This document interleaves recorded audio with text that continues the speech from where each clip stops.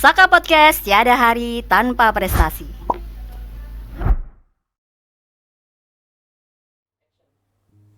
Assalamualaikum warahmatullahi wabarakatuh.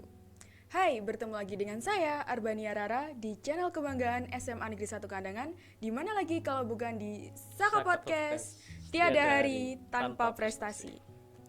Mengingat rapor sudah mulai dibagikan dan banyaknya lulusan-lulusan SMP tahun ini yang mungkin ingin daftar ke SMA Negeri 1 Kandangan tapi bingung gimana cara daftarnya dan beberapa pertanyaan lainnya, maka itu di sini kita akan bahas bersama atau ngobrol bareng bersama narasumber yang tahu pasti mengenai hal tersebut. Langsung saja hari ini kita telah undang tamu istimewa yaitu Bapak Aziz selaku Waka Kesiswaan. Selamat pagi, Pak. Selamat pagi Rara. Oke, apa kabar Pak? Alhamdulillah baik. Alhamdulillah, semoga senantiasa selalu baik. Oke, pertanyaan pertama yang ingin saya tanyakan ke Pak Aziz yaitu syarat-syarat dan ketentuan PPDB tahun ajar 2022-2023. Apa saja Pak syarat-syarat dan ketentuannya? Terima kasih sebelumnya. PPDB merupakan peristiwa yang selalu berulang setiap tahun. Meskipun begitu, tapi ada beberapa karena pelakunya memang setiap tahun selalu berubah, maka akan selalu banyak pertanyaan-pertanyaan yang timbul dari masyarakat. Bahkan dari Bapak Ibu guru pun itu kalau tidak terlibat langsung di kepanitiaan maupun di putra-putrinya yang tidak mendaftar pada waktu itu, saya yakin tidak begitu paham karena detail dari PPDB itu sangat lumayan rumit. Makanya kalau kita tidak sering baca, tidak sering diskusi, tidak sering mengikuti perkembangan PPDB, kita tidak akan begitu paham dengan mekanisme PPDB.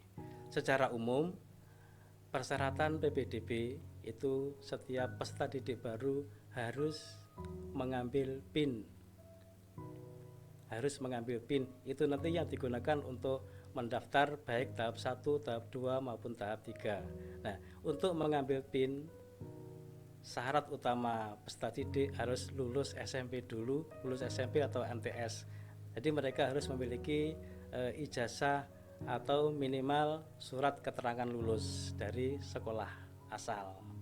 Nah, di samping harus punya itu, nanti ketika mengambil PIN juga dibutuhkan mengupload KK atau kartu keluarga, juga akte kelahiran, atau mungkin juga bagi mereka yang berada pada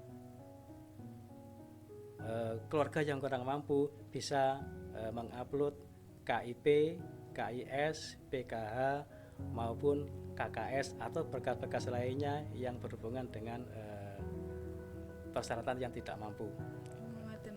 Terus untuk jadwal PPDB sendiri dilaksanakan kapan Pak? Jadwal PPDB ada 3 tahap, tahap 1, tahap 2, dan tahap 3. Kalau kita berbicara SMA ya, kalau SMK, kalau digabungkan dengan SMK ada 5 tahap. Tapi kita fokus di SMA ada 3 tahap. Yang pertama tahap 1 itu dimulai tanggal 20 dan 21 Juni. Pengumuman tanggal 24. Terus untuk tahap 2 dimulai tanggal 25 dan 26. Tahap 3 dimulai tanggal 1 sampai dengan tanggal 2 Juli tahun 2022 dan semuanya online. Oh, ngaten nggih. Ya. Terus untuk jalur-jalur pendaftarannya ada apa aja, Pak? Untuk jalur pendaftaran tahap 1 itu ada 3 jalur. Tahap 1 ada 3 jalur. Yang pertama jalur afirmasi. Yang kedua jalur prestasi lomba, dan yang ketiga jalur perpindahan orang tua. Nah, jalur afirmasi itu juga masih dibagi menjadi 3 lagi. Jalur afirmasi keluarga tidak mampu, jalur afirmasi putra buruh, dan jalur afirmasi anak disabilitas. Jadi untuk jalur afirmasi nanti ada prestasinya sendiri. Untuk jalur yang putra buruh juga ada aturannya sendiri. Untuk jalur yang tadi jalur disabilitas juga ada aturannya sendiri. Yang kedua tadi jalur prestasi lomba itu juga ada dua. Yang pertama jalur lomba akademik dan yang kedua jalur lomba non akademik. Dan yang ketiga tadi jalur perpindahan orang tua itu juga ada 3. Yang pertama putra guru, terus yang kedua putra nakes, dan yang ketiga perpindahan orang tua. Untuk jadwal dari kuota yang disiapkan untuk masing-masing jadwal tadi Pak, Ya, terima kasih. Untuk jalur afirmasi, yang pertama jalur keluarga tidak mampu, itu kuotanya 7% dari keseluruhan pagu SMA Kandangan. Kita mau SMA Kandangan ya. Dari 360 pagu yang kita sediakan nanti itu 7% atau sekitar 26 anak itu disediakan untuk dari keluarga yang tidak mampu. Yang kedua, jalur putra buruh itu ada 5%. Ada 5%. Dan itu pun untuk putra buruh ada beberapa persyaratan. Yang pertama mereka harus punya KIP. Dan yang kedua memiliki kartu serikat buruh atau kartu serikat buruh. Jadi tidak semua buruh itu bisa mendaftar melalui jalur afirmasi. Dan yang ketiga jalur dari anak yang disabilitas atau anak yang mengalami kelainan itu juga ada persyaratan. Mereka harus mendapatkan rekomendasi dari dokter atau dari psikiater atau dari psikolog bahwa mereka tidak mengalami gangguan dalam hal kecerdasannya.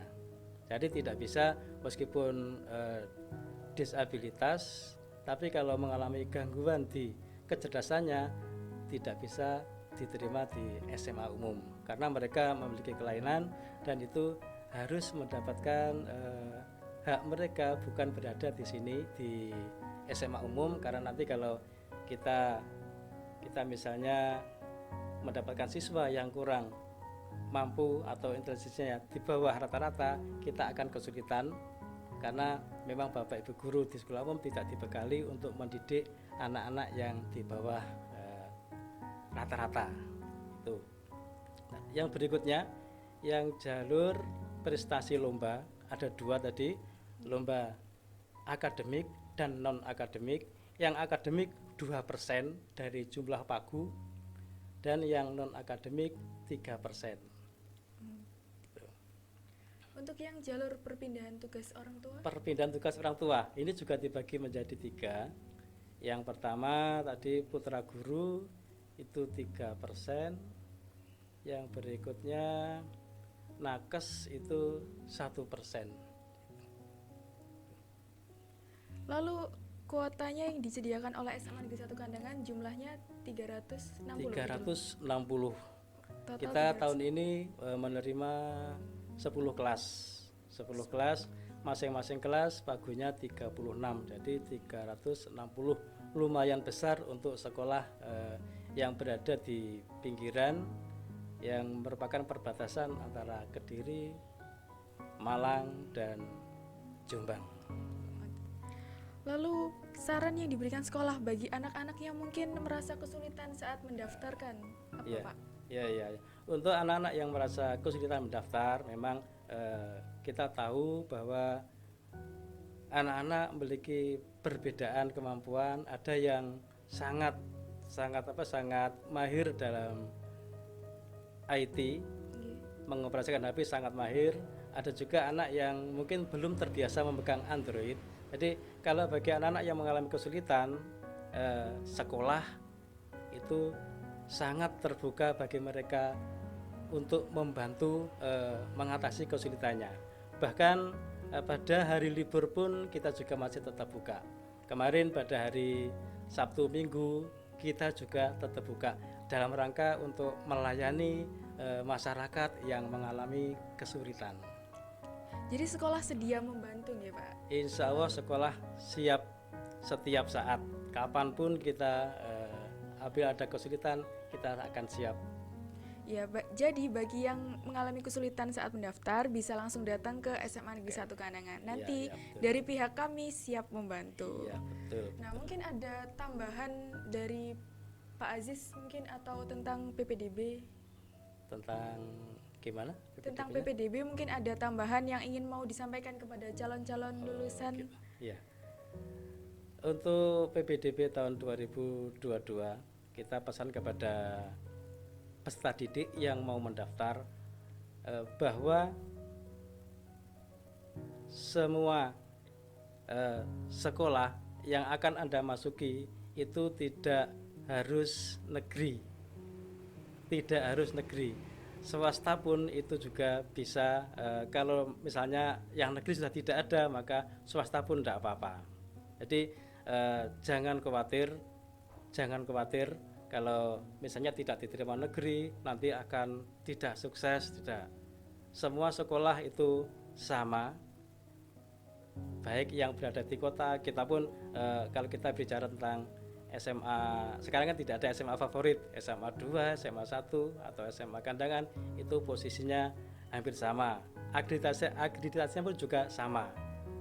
Kita A, mereka juga A. Semuanya tergantung dari siswanya sendiri. Jadi ketika peserta didik akan mendaftarkan tidak usah misalnya kalau peluangnya berada di Kandangan, ya tidak usah mengambil yang jauh, karena semua sekolah itu sekarang saat ini posisinya relatif sama. Semuanya tergantung dari siswanya sendiri. Untuk tahap daftar ulang sendiri bagaimana Pak? Apa saja yang harus dibawa, disiapkan, dan jadwal tanggalnya kapan? Ya, terima kasih. Untuk daftar ulang, apabila semua sudah selesai, sudah sampai tahap zonasi, maka daftar ulang tanggal 7 dan 8 Juli. Yang perlu dibawa ketika daftar ulang, yang pertama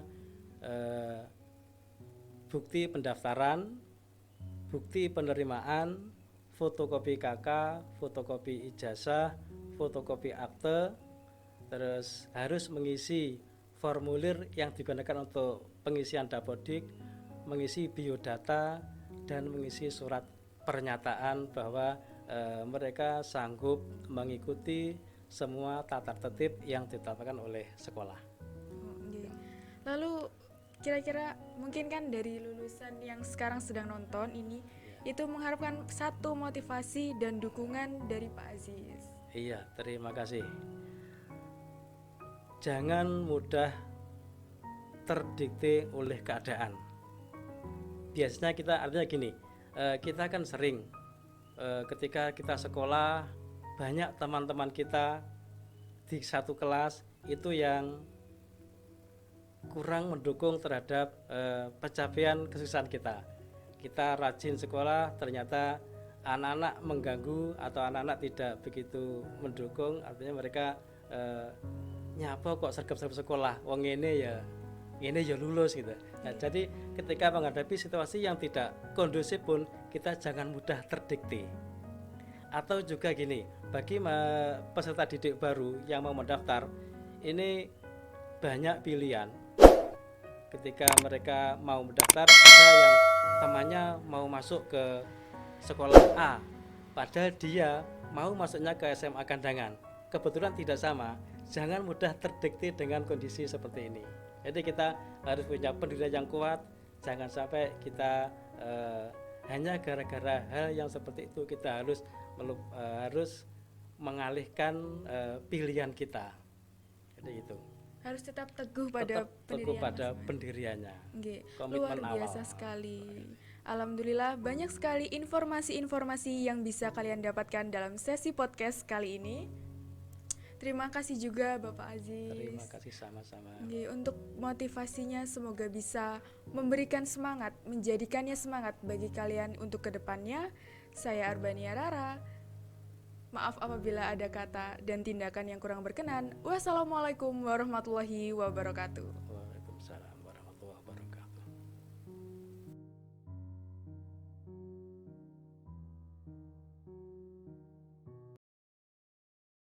Saka Podcast, tiada hari tanpa prestasi.